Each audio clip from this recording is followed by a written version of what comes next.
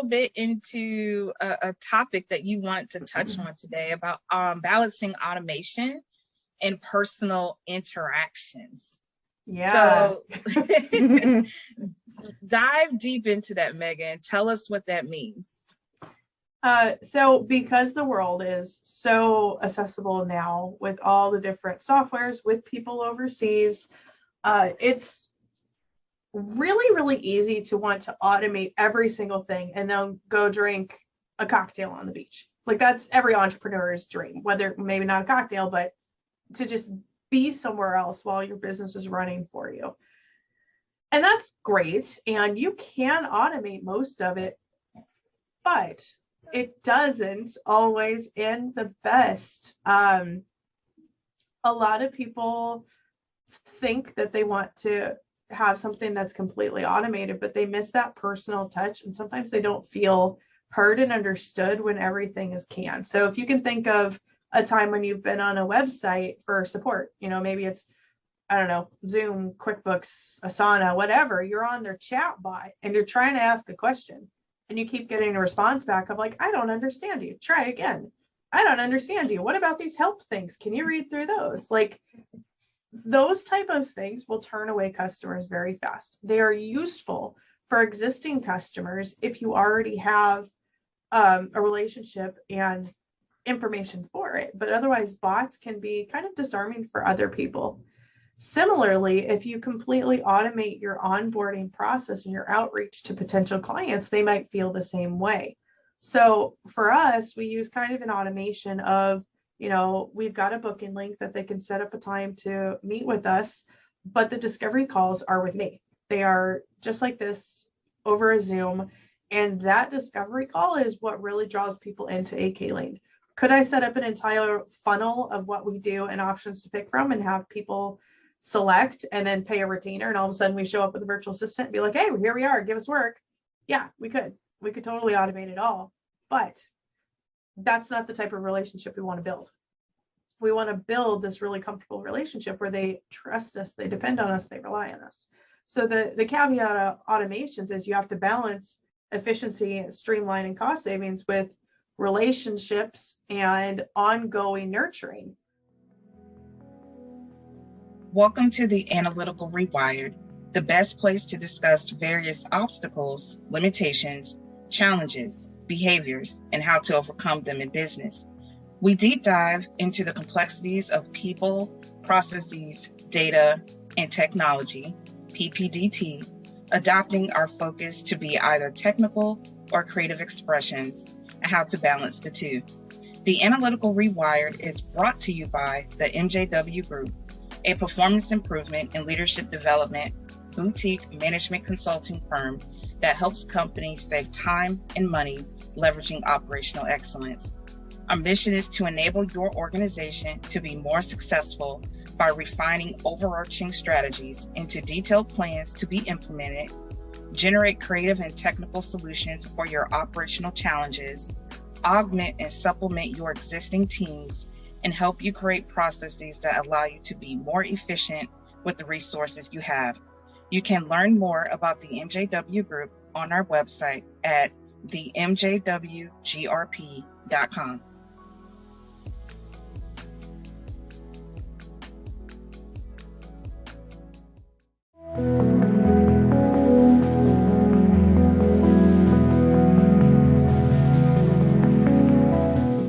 Hi, welcome to the Analytical Rewired. I am your host, Jennifer White, and we are joined by a new co-host, Sarah. Hello. Sarah Ashley, she is joining us today. She is the Creative STEM Project Manager for the MJW Group, so we are glad to have her co-hosting now on the Analytical Rewired. And we also have a very, very special guest, a good friend, colleague of ours, Megan Sawtelle. How are you? I'm good. How are you? I'm doing pretty good. I am. No complaints. Love it. So Megan, welcome to the show. We're glad you're on here. I know it's been a little bumpy to get you scheduled. It seems like Murphy's Law has just happened during the summer, but we're here. We made it. We did it. We did it. Yay. And I'm excited to dive in today with Megan because we share some very similar frameworks and body of work within our function, as well as the industries that we support. So I'm looking forward to deep diving more into her company, AK Lean, as well, and she will tell you guys all about that. So let's start. Megan, let's share with everyone what it is that you do, your business, where you're located, because that's important as well. So go ahead. Yeah, so I am Megan Sawtelle. I'm the founder and CEO of AK Lean Virtual Assistants. We are headquartered in Alaska, but we do have employees in 3 different time zones throughout the United States. So we serve kind of a national audience, and we provide document automation, system automation, operations administrative support, primarily to small and medium-sized businesses, but we're kind of open to an interesting project. Awesome. And keyword Alaska. So yes, I've never been there. I would love to get to go there. I was destined to be there in 2020, but then COVID happened, or I should say pandemic happened. Mm-hmm. And we were looking to go on our cruise. We had it all scheduled, Alaskan cruise. I was so excited. But obviously that hasn't happened yet and we need to reschedule. But tell us about Alaska. What's the scene like there? Yeah, well, it's very picturesque if you come between May and September. I live in the Anchorage area, so it is not quite as rural as people imagine it to be. Like, we do have a Target, we have movie theaters, but it's gorgeous. You've got mountains to one side, you've got the ocean to the other, you've got moose walking through your neighborhood. If you're in certain parts of Anchorage, you can have bears walking through your neighborhood. So every day is an adventure up here.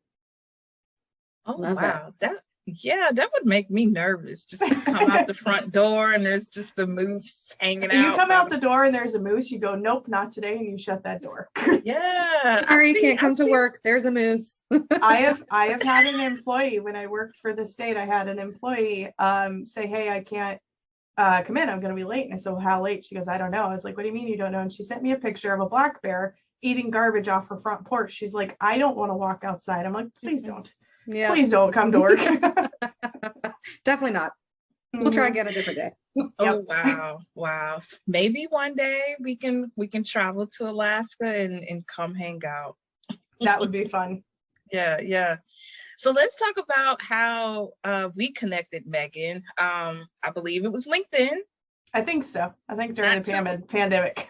Yeah, not too long ago. And I think there was a LinkedIn recommendation that came my way, or even Marcus's way. I can't remember. But yeah, when I was talking about we share similar frameworks and thought mindsets, because Megan's into continuous improvement as well. I mean, her company has lean in it.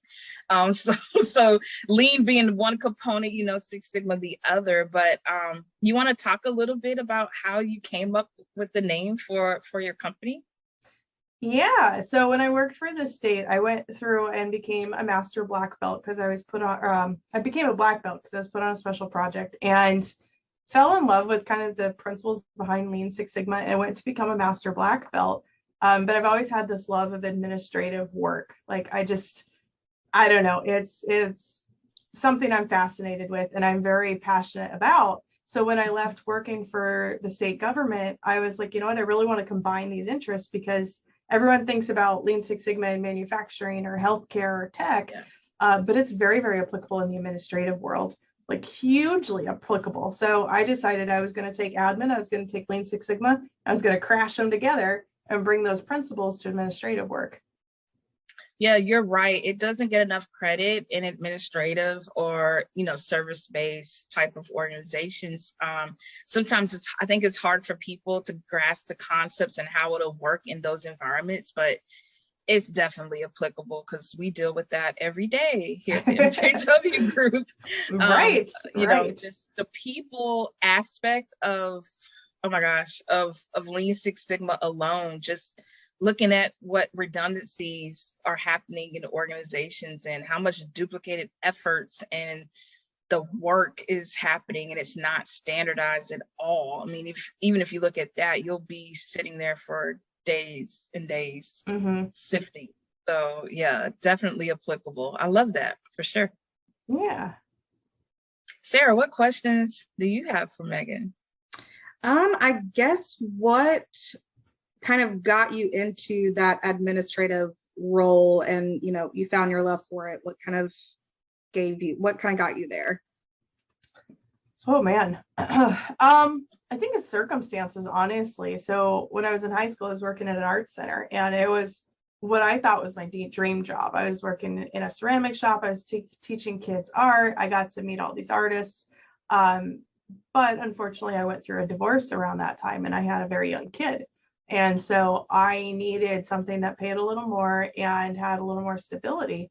And so the first thing I could find was working for the state government as an office assistant. I was like, well, I mean, my college is in small business management, entrepreneurship. So I was like, I guess we'll go this route till I figure out what's better. And then I just kind of fell in love with helping people with answering those questions and being that point of service for someone to be frustrated and be like, I don't know what I'm doing. And I was like, oh, well, let's figure it out together. Let's find out. And so then I went on to get my bachelor's, and that's kind of where I came up with the brainchild of AK Lean. Going through my bachelor's, we had to write a capstone at the end of it and actually create a business model. So I was like, okay, I'm going to create this virtual assistant industry. And that was when the idea of virtual assistants wasn't quite caught on. And I was told it was a great business model. It was very functionally. And I immediately took it and threw it in a drawer and said, I can't do this right now. I'm a single mom. I need insurance. I can't quit. And so I left it in that drawer for 8 years.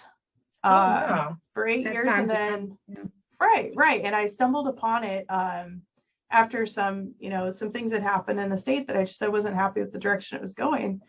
And I stumbled upon this again. I said, well, I guess we're giving it a shot. Like, we're at a better place now. So that's kind of how I stumbled into it.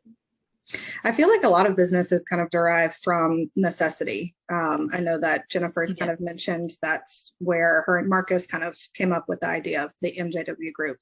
Is it just derived out of necessity? And I think that's very important for creating a business too, and actually having it be successful as well. And you got to like what you do. That too. I know that's for sure. Go there. Let's just leave that right there. Yeah. Sometimes love, hate, you never know. There you go. Different. It's always different. Yeah. So how long has it been, Megan, that you've been in business now? If we count me being a solar, I'm solar.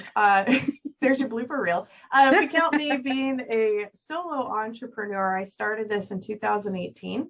And then when the pandemic hit, I had too much demand for what I was doing. So I switched to becoming an LLC and started bringing on some team members. Wow. Yeah, we were just getting started maybe a couple months before you, like in 2017. Like, it hasn't been that long for us either. And I don't know why I thought you were in way longer than that, which is good. I'm good at hiding it. You have a seamless integration, which is awesome. How would you categorize what you do today? Because you all have definitely progressed past just being, virtual services, right? There's automations that you do, there's technical builds and implementations that you work on. You're helping us service one of our clients as well with that right now. How would you describe who you are now today as AK Lean? Yeah, so we're I like to think of us as kind of that, all-in-one one-stop shop for the smaller to mid businesses who need support behind the scenes. And so that can include, maybe they need, more of a typical virtual assistant, data entry or creating forms or things like that.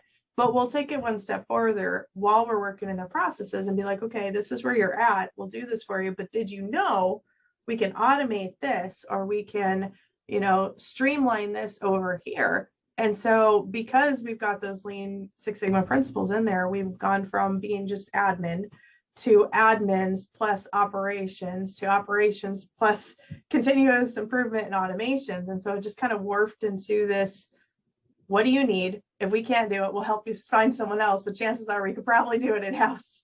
Right. Yeah, just all around kind of cleaning up the back end of businesses. Do a lot of business owners prefer to be working like more client facing, more customer facing in the front of things? The marketing, the selling, like being in front of people versus the behind the scenes. What would you say has been that split that you've seen throughout the years? Oh my gosh. I mean, almost every business owner prefer to be doing what they're good at as opposed to be doing the behind the scenes work. I mean, even for me, like there are things that I hate doing behind the scenes, and I pick who on my staff enjoys doing it and I have them do it for me. But I think a lot of business owners get stuck in the trap that they have to be the ones doing everything. Well, if they're focused on their behind the scenes efforts, they're not focused on what's bringing the money in. They're not focused on what makes their business a secret sauce. So if you've got someone who's an amazing coach that needs to be working with people one-on-one and interacting with them and guiding them through how to be a better CEO, they don't need to be worried about sending out an invoice on the back end or setting up an email campaign for whatever they're doing. They need to be focused on the people they're serving. It just so happens the people we serve are doing the invoicing and the email management and the things on the back end. But I think every business owner, regardless of what industry, struggles with delegating the back end services because they have this feel like only they can do it right. Most things can be delegated with a bit of instruction. Yeah. You kind of talked about the secret sauce. I'd like to hear more about that. About my secret sauce or secret sauce in general? Just in general. Well, if you would like to give us that little nugget, that works too. But I guess in general, what would you kind of consider secret sauce for, a business? Secret sauce for a business is what sets you apart from other businesses like you. Whether it's your branding, it's some special service that you cooked up, some principle that you have. It's what makes you you. And I feel that it's something that you can't really necessarily hide. Like it's a part of you and it's something you're passionate about. It's going to shine whether you want it to or not. And I think that's the secret sauce that attracts people into a business. For instance, our secret sauce, and embarrassingly enough, really is around us being the geeks about document automation and processes. I fought it for a long time. Like I did not offer documentation services right away. I didn't even capitalize on the fact that I am a kick-ass, well, sorry, I don't know if we're allowed to cuss on here, that I'm a very good process mapper. And I think about processes in a very different way because I came from the administrative field, which is a unique perspective because a lot of people who come into process improvement are coming from project management or engineering or those things. So I almost bring like a customer aspect to process mapping. But I fought it. I didn't offer process mapping out of the gate. I was like, I can send emails for you. I can draft emails. I can put things on Instagram for you. I can help you with your invoices. It's like, that's where I started. That wasn't my secret sauce at all. And I was dressing in a sense that I looked very corporate. I didn't have my cat ears, which now people have infamously come to know me for. And it just, people saw right through me. They're like, it feels like you're hiding something. It feels like you're just pretending to be someone you're not. And the second someone caught a glimpse of the fact that I'm a really good trainer, I'm really good at process mapping, my team loves to map out document automations, it just started flooding in with people who wanted to work with us. And they're like, well, why didn't you do this from the start? And so the secret sauce is just you, and you can't hide it. But man, do people try. Yeah, that's for sure. Yeah, I'm one of those people. I'm actually like, I like being in the background. Like, it's been hard for me to transform into that, being the face of this company and always the one out there, shaking hands and kissing the babies. Like, it's been a rough transition. I haven't gotten to kiss any babies yet. I don't know what circles you're in. You know what I mean, literally. Oh, I do. but yeah, it's been hard for me because I've always been that, behind the scenes, like I will go hard for you. I will be your jockey, the ops manager, the COO for you. Like I will make sure I's are dotted and T's are crossed. I'll be the last one checking every little thing off on the checklist for you. So it's been hard for me to, like you said, like to start delegating, stop being in the weeds, and learning to there's going to be a learning curve, right, with your team that you have. And sometimes things are we're just going to fumble bag. Like it is what it is, because it's just growing pains. But yeah, I've always loved being in the background and promoting that individual that is the more client facing one. So. That was also kind of the same way as well. Prior to the MJW Group, I actually owned my own e-commerce business. And it required a lot of upfront being on the Instagram and being out in public. And that's kind of why I ended up transitioning into more of the tech side of things and building websites, is because I just realized how uncomfortable I was being out front with everything. And I just much rather preferred the operations, building the websites, processes, and all of that. So I'm kind of on the same page with you guys on that one. Yeah. So Megan, how would you say your industry has shifted since you've been doing what you're doing? Because you mentioned you sat your idea of the VA services for 8 years, I believe you said.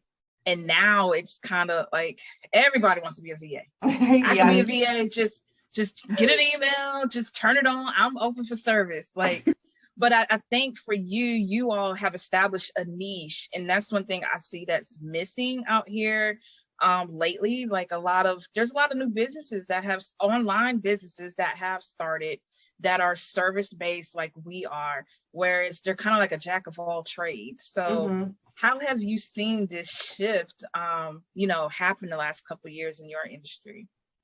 Honestly, if I take the whole 8 years into consideration, because there's been shifts just in the 4 years I've actually been doing Acumen, but if I take the whole 8 years into consideration, the environment I came from is that admin wasn't necessarily something to be proud of. Like in a lot of places, it was kind of a dirty word. It's the first position to be cut when budget cuts come around. A lot of business owners didn't understand the importance of having good admin support. And it was just kind of this thing that people, I don't think, really understood. And because they didn't understand it, they didn't think it was worth investing in. And then if you fast forward now, the whole perception around administrative support has drastically changed. It's become virtual for one. Like virtual assistants have been around for years. I think the oldest business or person that does virtual assistants that I know of is like 2001. Most people didn't know virtual assistants were around at that point. And so not only has it become virtual, it's become way more common and wide accepted to use a virtual assistants. Unfortunately, kind of like you alluded to, it's an an unregulated industry. So there aren't guardrails around it. There aren't necessarily things put in place to control the prices or the services offered, like you would see for like accountants or engineers or architects. So you, as a business owner, kind of scramble through. It's like, do I go with an overseas virtual assistant who, maybe like $5 an hour? Do I go with a virtual assistant US based who is that jack of all trades that's advertising 20 to 25? Or do I go with someone like a Kayleen who is advertising at a higher rate, but they're very niched and have been around a time, and we have a team. It's not just one person. And so like the virtual assistant industry is almost impossible to define in one sentence because everyone's going their own way. And so it's gone from being a shunned upon industry to a hidden industry to an explosive industry. And now you've got bigger players too that are creating these, I guess I'm kind of an agency, but creating these like huge agencies to connect people to VAs, and then the VAs are working independent contractor status with these big agencies. Mm-hmm. So it's a little crazy right now. Yeah, and a lot of it's being farmed, offshore as well. From what I've seen, we've even looked into that at one point because we really, really needed some help at the time. Mm-hmm. But we just looking at the pros and cons of that. We really wanted to grow and nurture our own team, Mm-hmm. and have people that were very, very close to us, like where we're located, as well as be on shore. Because you have that huge time difference Mm-hmm.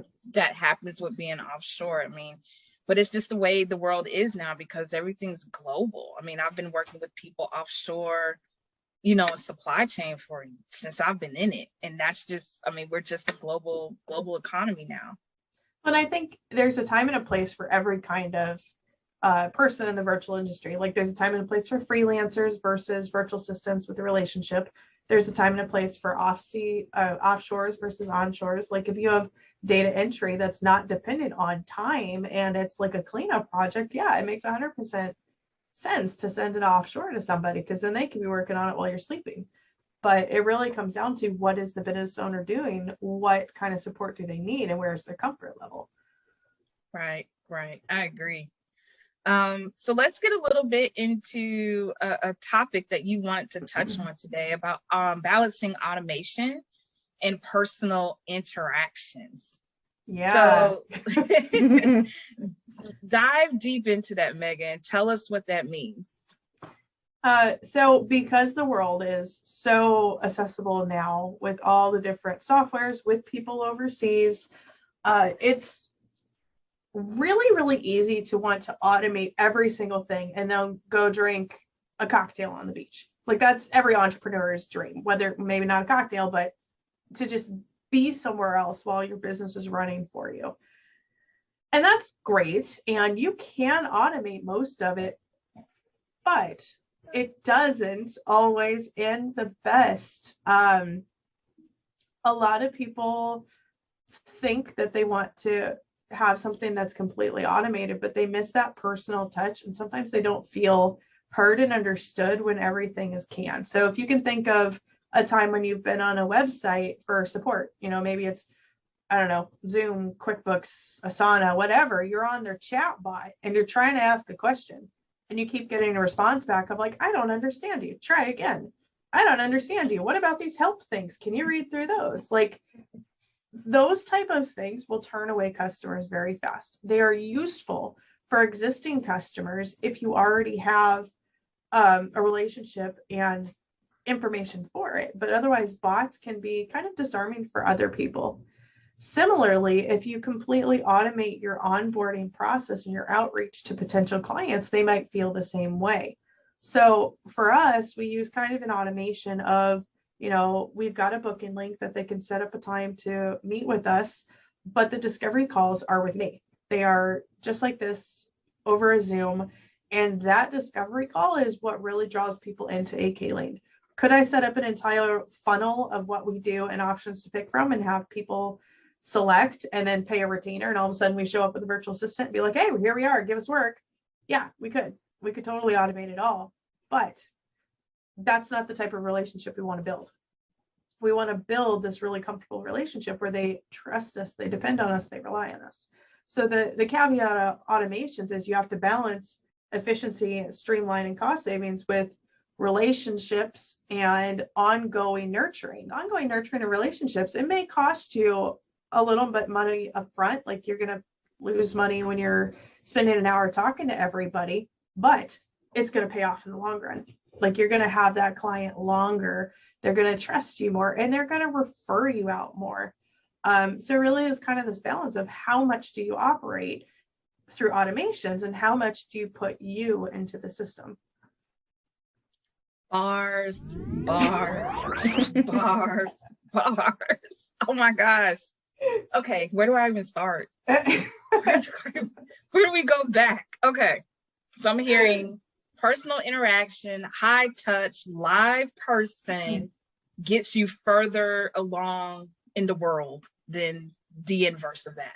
It can. It can. You also, a caveat is you have to think about what is your industry.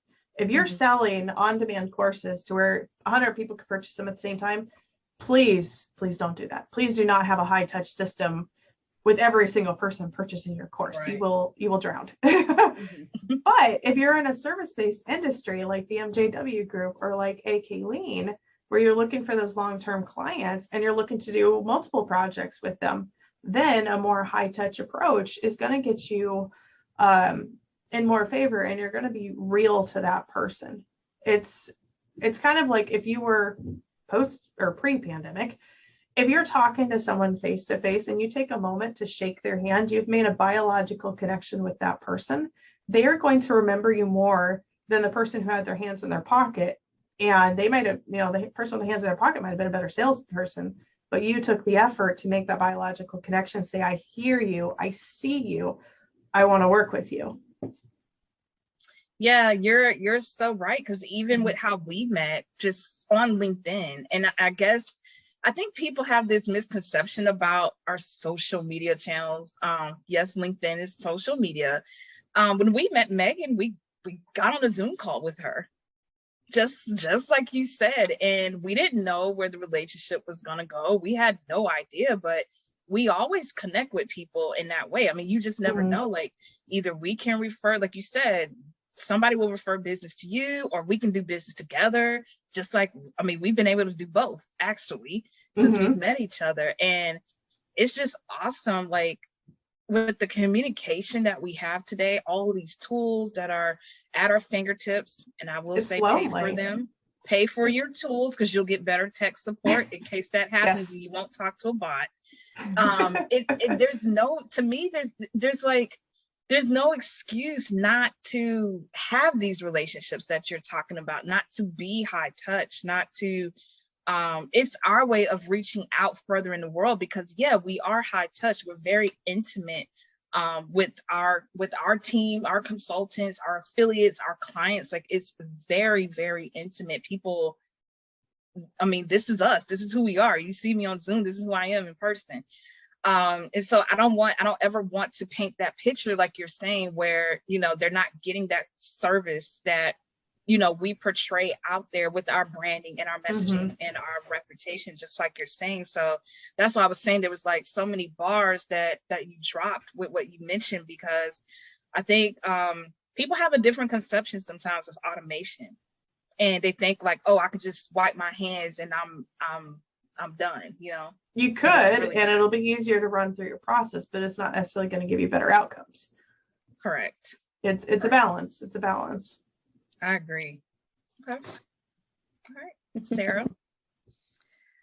I guess one of my questions is kind of some pros and cons. I mean, I know that we kind of just went over some of them just a little bit, that you're virtual, so you might not necessarily get that personal touch. But I'd like to kind of dive into that a little bit more if you can. Around automations or like the industry? The industry, yeah. Yeah, so I mean, a pro for the kind of online support admin industry is that it's really necessary. There is an abundance of work out there, because every single business has admin work. Every industry has admin work. I have yet to come across an industry that someone's thrown at me that I couldn't find an admin need. And small businesses are being created all the time. We're, especially with COVID, like the amount of small businesses that have been created is insane, and there is no way that one person can do all of that and be everything for everybody. We're not built that way. Each one of us are different. We have different talents. We have different needs. And so pro is that there's so much work out there that you could find someone that you're passionate about working.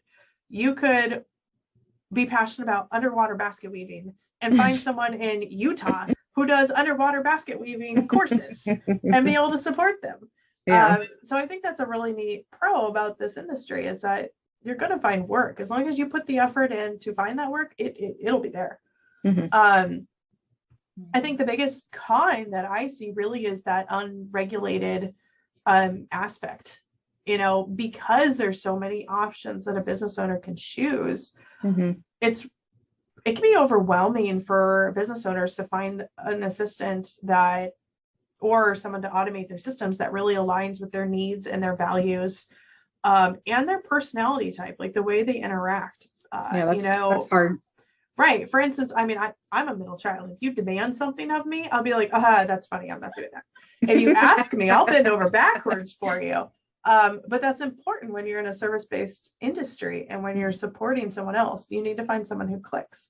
So I think the con of this is the fact that there's so many different price points. There's so many different ways people are advertising. It's like, where, as a business owner, where do you start? And so I like to throw the offer out there to business owners. It's like, come have a conversation with me. I'm not telling you have to hire me, but I'll at least help you navigate where you're at. Like, I'll point you in a direction to help you go towards something that's going to meet your needs, because where else are you going to understand it? You're going to wind up with a bad virtual assistant when you start, because you don't understand the questions to ask as a business owner. You don't understand where to start as a business owner. And then because of that one negative experience, you've tainted the whole industry in your eyes. So it's going to be harder for you to trust the next person. So I'd rather donate my time and talk to you and help you find someone you're going to like than you come to me and go, well, this is a crap industry. I'm not comfortable with it. Yeah, and I think it's just difficult to find good people to work for you in general. And just like you kind of mentioned, working with your personality, I think is a huge one. You know, I started somewhat new with the MJW Group recently, and I think a large part of it is just figuring out how each other communicates and you know, prefers to be spoken to, and you can make sure that everyone can cohesively work together and communicate. And I think that is a large part of it. And, you know, that's kind of what I was thinking for, you know, a possible con for the industry. But you've talked on how it's very important to mesh being personal with a new client, also with automation. And I think that's super important. Yeah, and I like how you touched on, Megan, about educating, you know, people who may not even buy from you, right? But you're spending time with them to educate them on some of these watch outs and things to look for, or the right questions to ask. And I wish we had that when we first were hiring, you know, independent contractors back in the day, because we did spend a lot of money on people, and they weren't the right fit for what we needed. Like, this is what I was alluding to earlier. Like, there is a certain niche that we like look for, or we really assign people their own specific role or focus description that they're gonna like fine tune and focus on while being on the team with us. We don't necessarily look for a, you know, like a jack of all trades. We rather go out and have, you know, specific people. This is your lane, like exhaust it, fine tune it as much, streamline it as much as possible, and just own it. You know, versus just having that one VA that can kind of do some of everything, and then they end up being, you know, a little bit stretched thin. But I'm glad to hear that, you know, you actually do, you know, take the time to educate and kind of send some warnings out there to people about, you know, what to watch out for. No, it's a passion project. It's a passion project. So what would you say has been the trick question, biggest lesson thus far that you've learned in your business? Oh, that is a big question. You know, I've kind of hinted to it a little bit, but the biggest and hardest lesson I learned is being who you are and being authentic.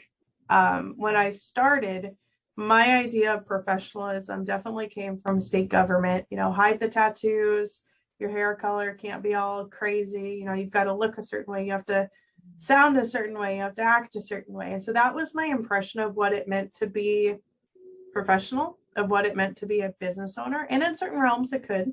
But that's not me.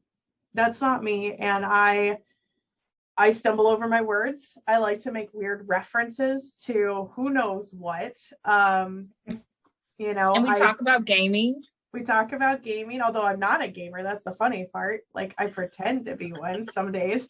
But people saw right through that. I didn't appear to be confident because I was afraid to geek out about what I knew about those document automations or what I knew about admin work. And so I would try to have this air of like, I'm professional.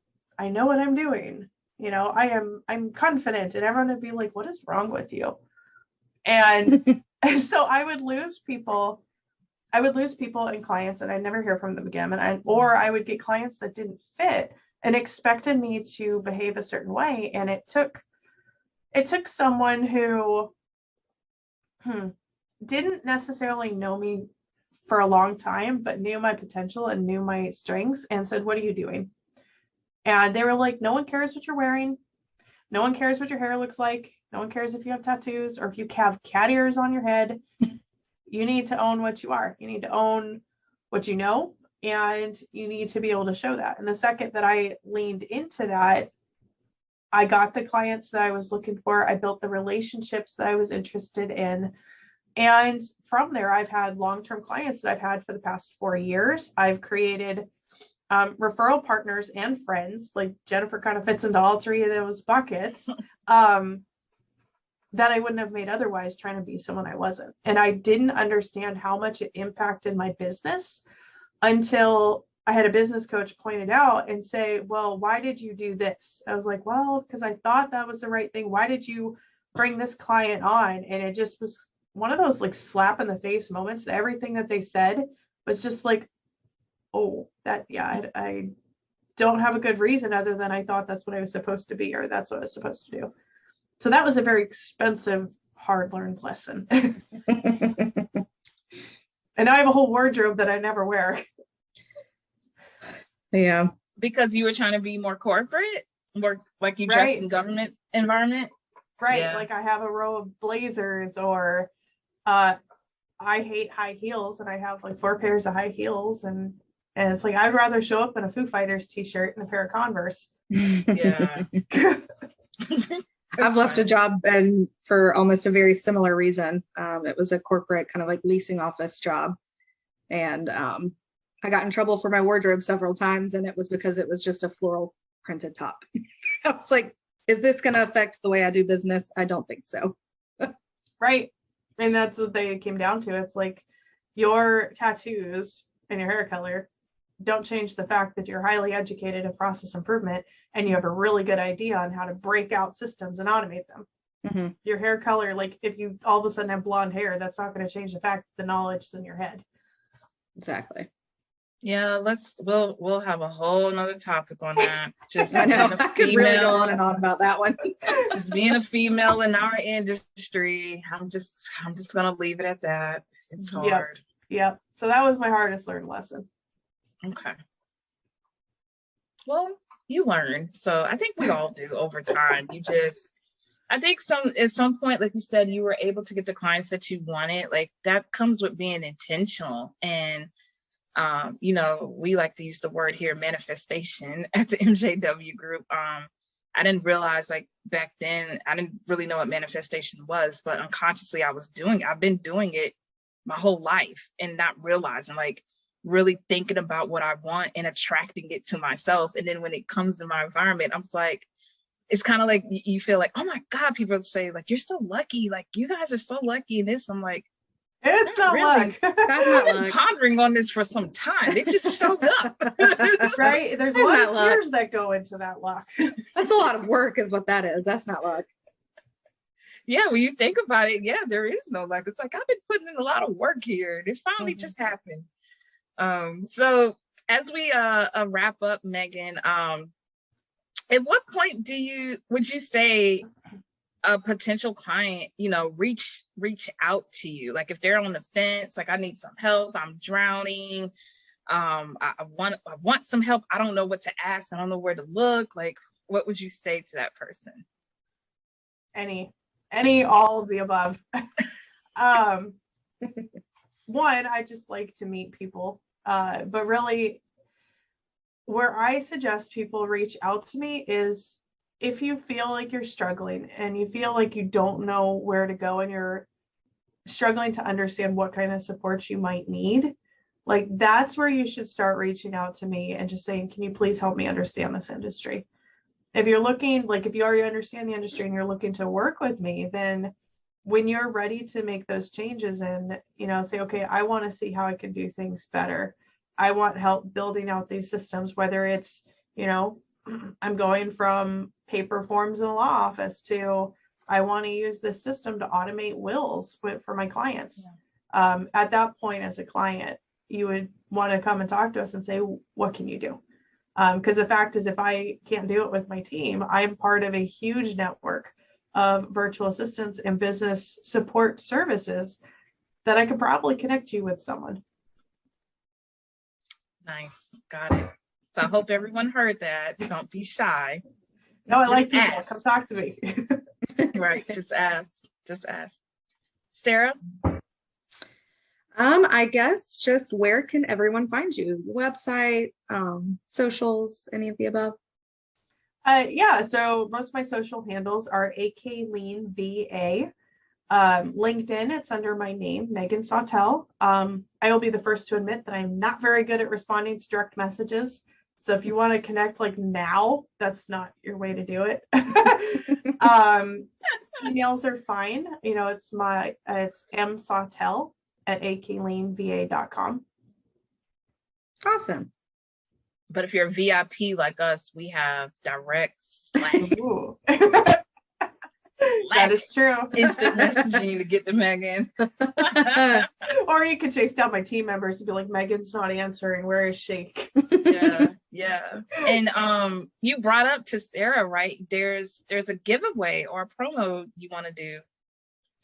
Yeah. So one of the things that we started implementing in COVID was doing one-on-one training with people, because a lot of people who were used to being in the office and having that person right next to them going, hey, how do you do this thing? All of a sudden didn't have the support. So during COVID, I started training a lot of people. Now we are starting to take those topics and putting them into quick courses so you can learn the basics of a topic in under 15 minutes. And we've launched our first course about process mapping. So it's a high level intro to, hey, what do these symbols mean on a process map? How can I just quickly put something on paper so I understand what's going on? And so we are offering a discount on that for 10% people off of our first course with the code REWIRED. And we're going to be putting out a bunch of topics coming up soon. And the idea behind these are, if you're a business owner and you say you're going into a strategic planning session, you're like, I don't know what this term means.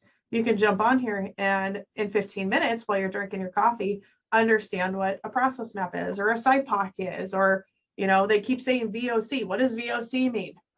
So they're meant to be quick nuggets to get you caught up on what that is. Because if you Google VOC right now, you're going to get 1,000,001 different responses on what that is. Because Lean Six Sigma is also an unregulated industry for the most part.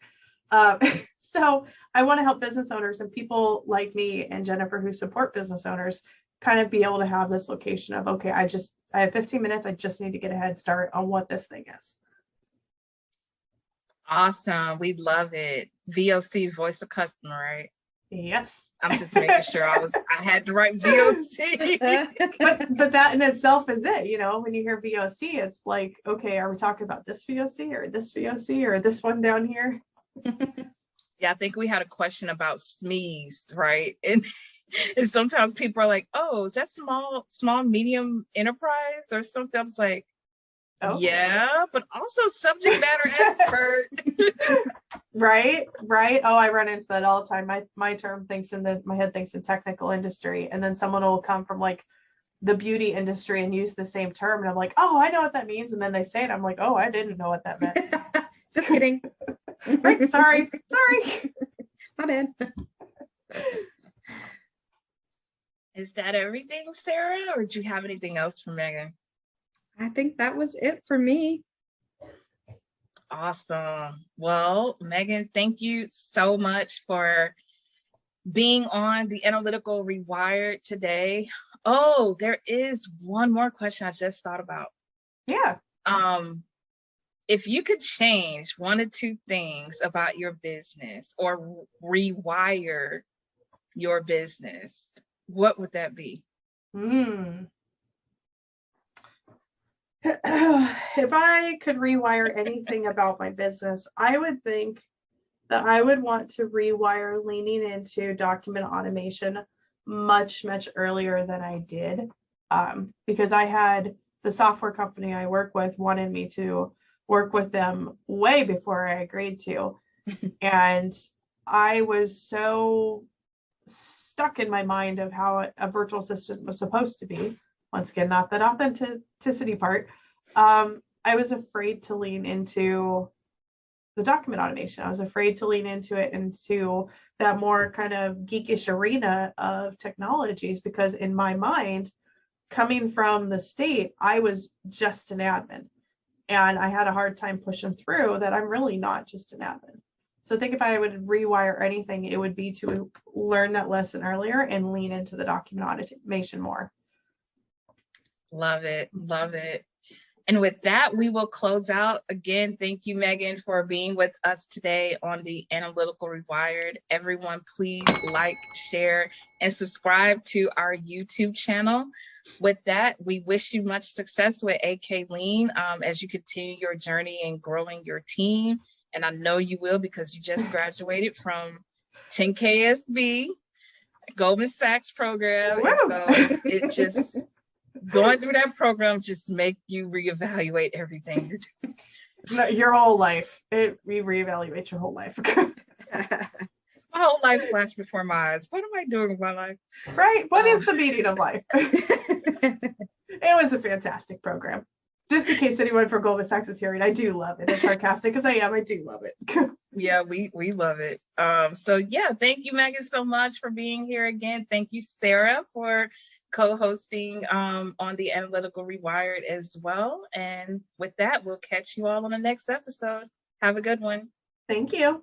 Thank you.